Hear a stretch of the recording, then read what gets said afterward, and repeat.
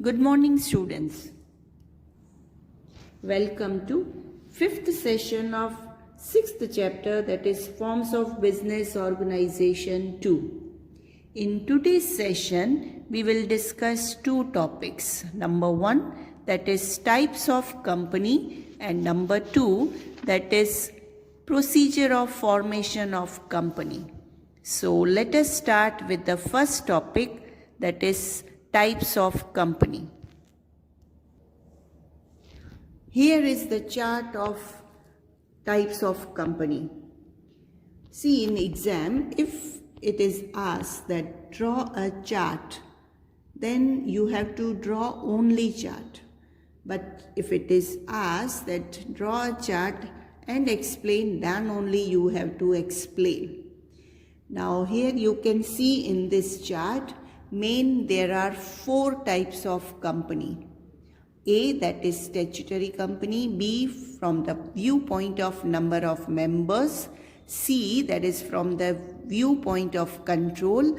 And D, that is from viewpoint of place of registration. So let us, and of course subtypes of these types.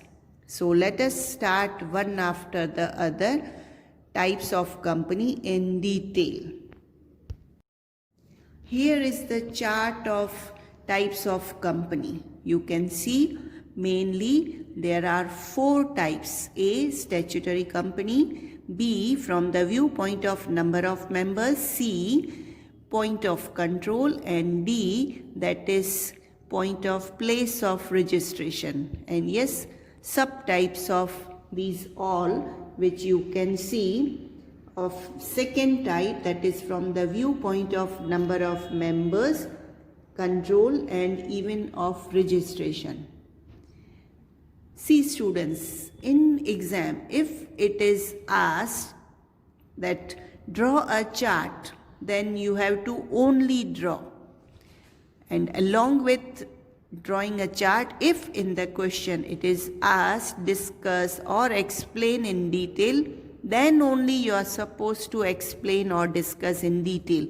Otherwise, simply draw a chart, which can be of 2 marks or 3 marks question. So let us discuss now in detail these types of company. First type, that is statutory company. A statutory company is a public enterprise brought into existence by a special act of the Parliament if it is of central level, and if it is of state level, then in Legislative Assembly. Example of statutory company, that is RBI, Reserve Bank of India, Life Insurance Corporation of India, that is LIC, etc. B, that is from the viewpoint of number of members.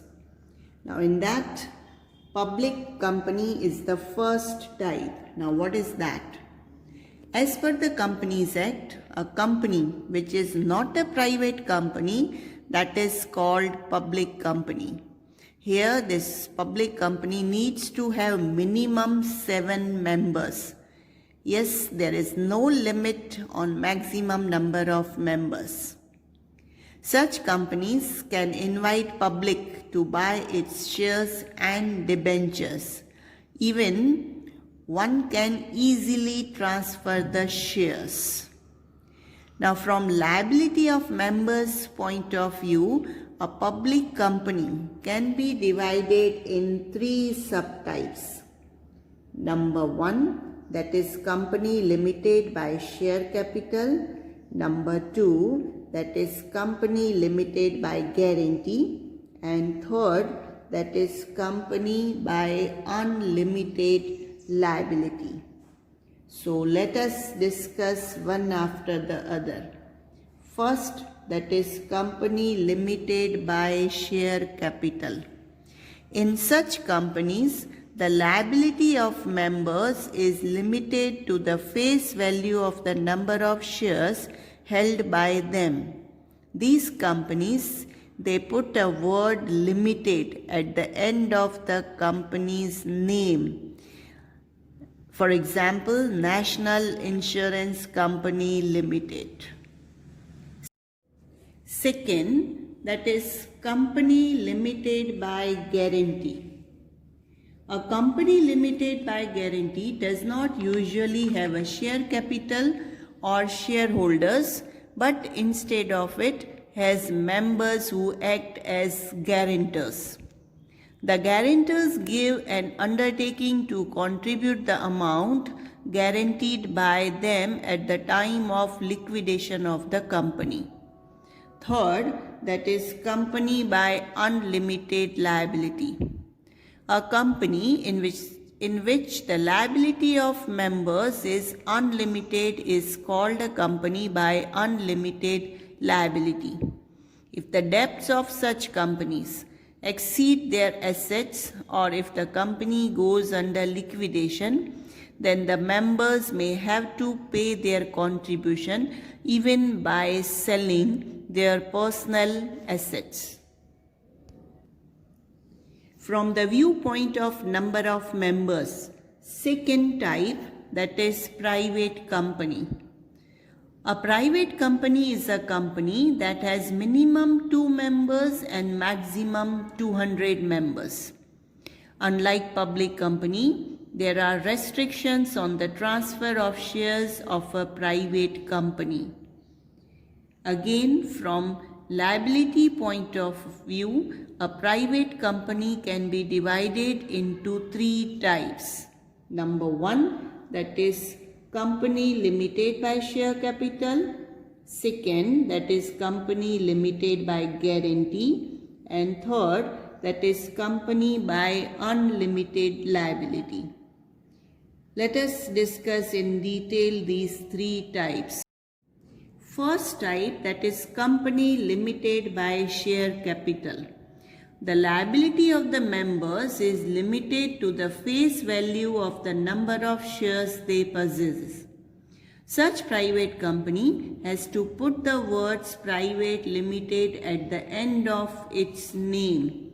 For example, JMD Oil Private Limited. Second, that is company limited by guarantee. A private company in which the liability of members of the company is limited to the amount of guarantee given by them is called a company limited by guarantee. In case of liquidation of the company, the members have to pay the guaranteed amount to the company.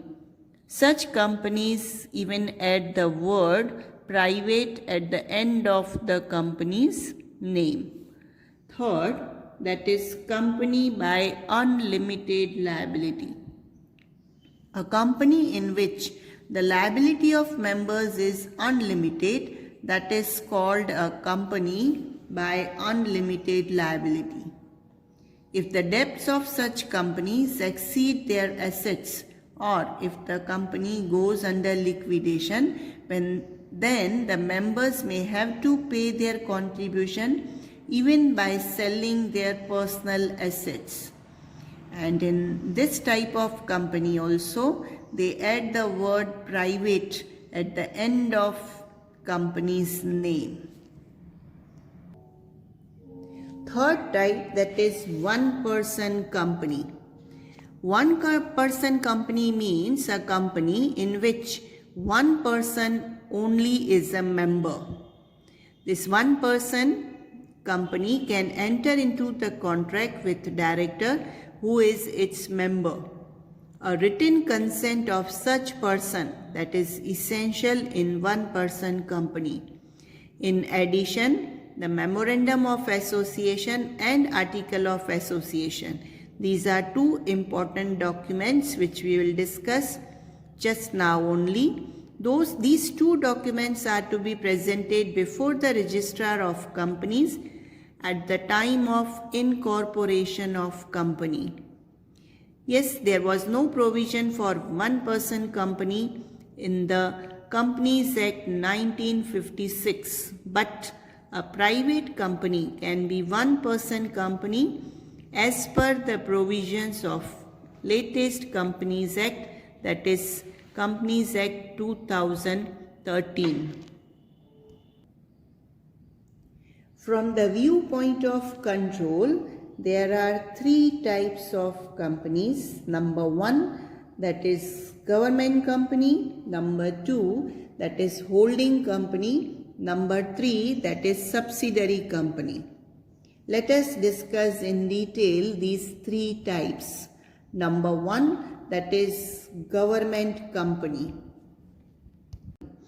If the minimum 51% of the paid up capital of a company is held by number one, that is central government or state government or more than one state governments or central government and one or more than one state governments, that is called government company. Example, Ashok Hotels Limited, Bharat Heavy Electricals Limited, Mahanagar Telephone Nigam Limited, etc.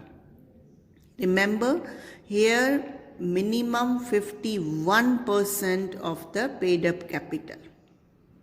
Second, that is holding company. Holding company means a company which holds more than 50% shares of other company, that is called holding company.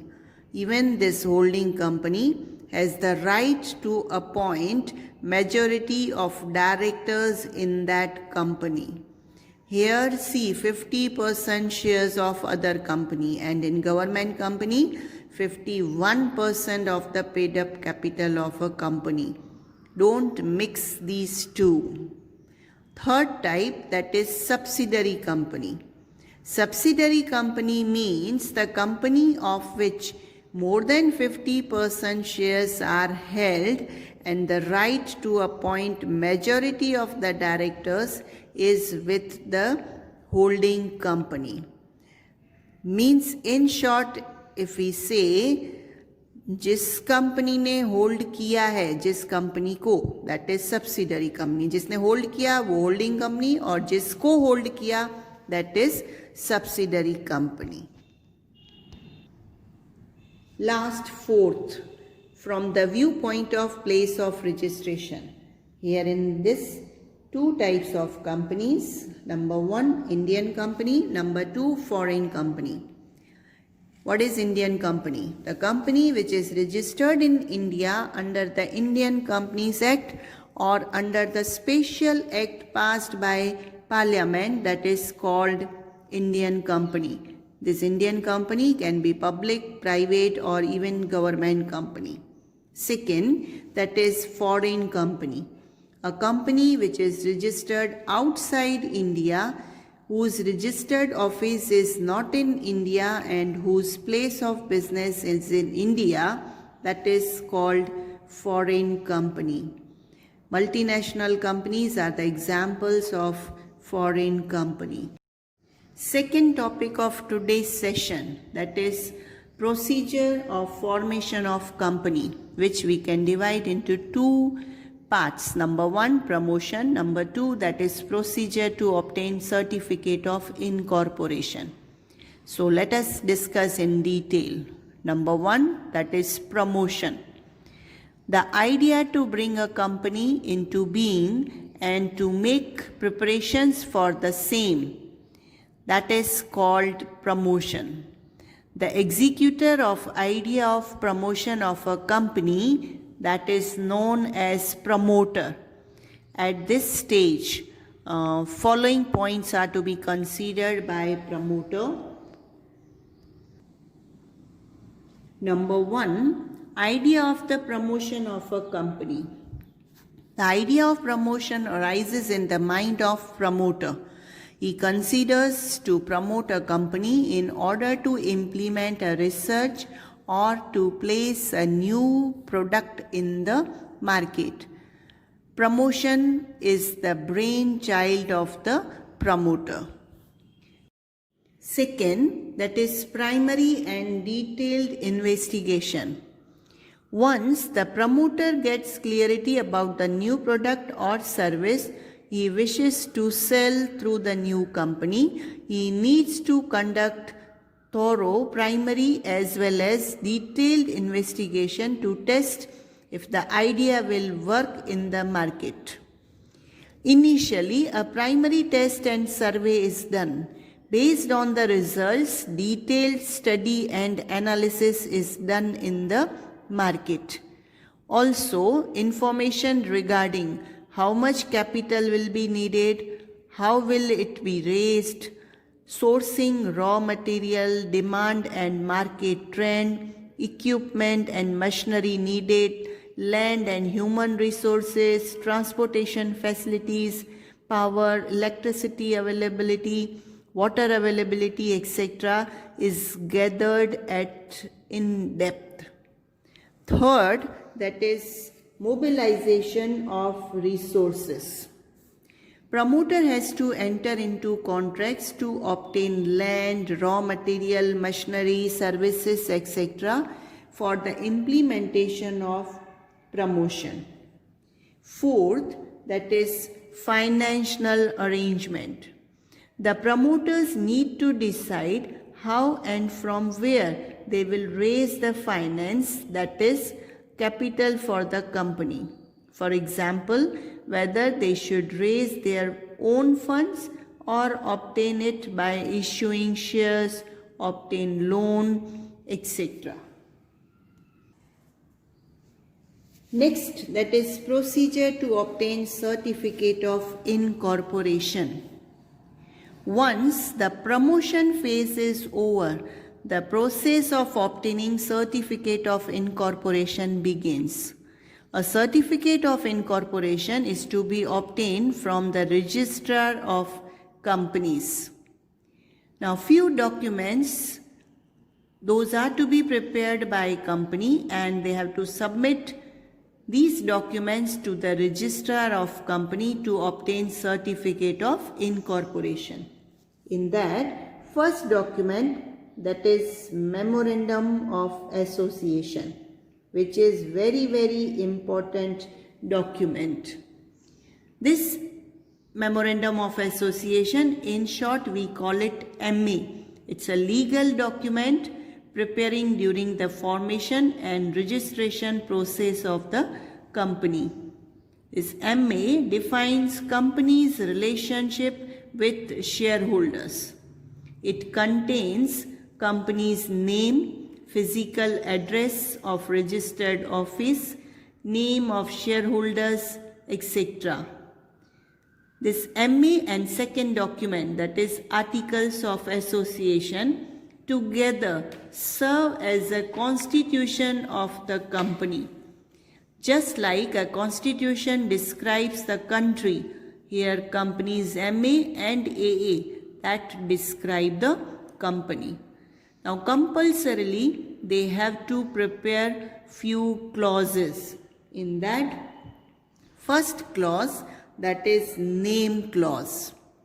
As per the name clause, a public company with limited by share needs to insert the word limited at the end of company's name, whereas a private company needs to insert the words private limited at the end of its name. Secondly, a company cannot select a name which resembles name of other registered company in India or which can harm the national interest. Second clause, that is address of registered office clause. The company needs to mention the physical address of its registered office so that the registrar of companies and public can communicate with the company. Moreover, based on the address, the court can decide the jurisdiction of the company. Third clause, that is object clause. Now this object clause is the most important clause of Memorandum of Association. Under this clause, the company needs to clearly mention the objective and the type of business it would conduct. It cannot conduct activities other than mentioned in this clause. Fourth, that is liability clause. Under this clause, the company mentions if the liability of members is limited, unlimited, or limited by guarantee. In case of one-person company, the company needs to mention name of the person who will replace the original person in case of death, inability to enter into contract, etc. of the original person. Next, that is capital clause. Under the capital clause, the company mentions the amount of share capital with which the company proposes to register and the division of capital into shares of fixed amount. Last clause, that is association clause. In this clause, minimum 7 members in case of public company and minimum 2 members in case of private company need to give a statement along with their signatures showing their desire to establish the company. Second important document, that is Articles of Association. It's a document determining rules of internal administration of the company. Rules for the administration of a company are mentioned in Article of Association within the boundary of the memorandum. It includes rights of members, share installment, share forfeiture, powers of board of directors, etc. Both the documents, MA and AA, those become public documents after their registration. Third document, that is list of directors. The list of persons who are ready to work as directors is to be registered before Registrar of Companies along with their name, address, age, business, nationality, etc. Minimum 1 person must be a female director in the board of directors. Fourth, that is written consent of directors. Those persons whose names are mentioned as directors have to give a written consent that they are ready to work as directors. Fifth document, that is declaration of interest in other company. If the director of the company, manager, secretary or subscriber have interest in other company, have to file a statement regarding it. Last, that is statement of fulfillment of the provisions of law. The statement in a prescribed form is to be registered before the Registrar of Companies, stating that all the above legal provisions have been fulfilled for the incorporation of company. Necessary registration fees are to be paid along with the above documents. On completing all the procedures and documents, the Registrar of Companies, after verification and thorough investigation, issues Certificate of Incorporation and Corporate Identification Number, in short we call it CIN, to the company. The date of issue of this certificate becomes the date of establishment of the company. So this is the procedure to get certificate of incorporation. This is an end of this session. See you in next session. Thank you.